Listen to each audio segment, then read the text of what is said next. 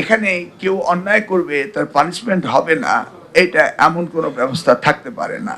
আরেকটা প্রশ্ন ছিল আপনার, সরি, যদি ওই বেসরকারি শিক্ষা প্রতিষ্ঠানের শিক্ষকরা দায়বদ্ধতা বা মানে জবাবদিহির মধ্যে মানে আসে কিনা, সরকারের প্রচুর বিনিয়োগ আছে সেখানে, কিন্তু আমরা দেখি যে তাদের বিরুদ্ধে আসলে ব্যবস্থা নেওয়ার কোনো সুযোগ নাই। জোট সরকারের সময় আমরা এনটিআরসি করেছিলাম। এনটিআরসির মূল বিষয়টা ছিল যে বেসরকারি স্কুলগুলোতে, কলেজগুলোতে, মাদ্রাসাগুলোতে শিক্ষকদের নিয়োগের ব্যাপারে এবং অযাচিত আমাদের ম্যাপিংয়ের বাইরে যে সমস্ত প্রতিষ্ঠানগুলো হতো সেগুলিকে একটা কন্ট্রোলে নিয়ে আসা। সার্বিকভাবে ইট ওয়াজ এ প্যাকেজ এবং ইট ওয়াজ ডান ডিউরিং দ্যাট টাইম।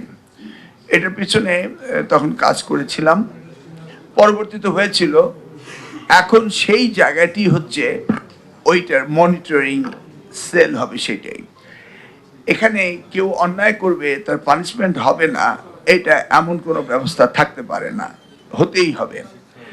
এনটিএসসির থেকেই ওই বিষয়গুলো আগে ওখানে আমি যখন করেছিলাম তখন এটা সংযুক্ত ছিল। ট্রান্সফার, পানিশমেন্ট, রিক্রুটমেন্ট এগুলি ছিল, সেগুলো অনেকটা ক্ষয়িষ্ণু হয়ে গিয়েছে। এখন আমরা আবার এটাকে রিভিউ করে আবারকে পুনরায় আমরা এটাকে অ্যাডপ্ট করে নেব। ওখানে অনেক অ্যানোমালি রয়েছে, এটা আমি জানি।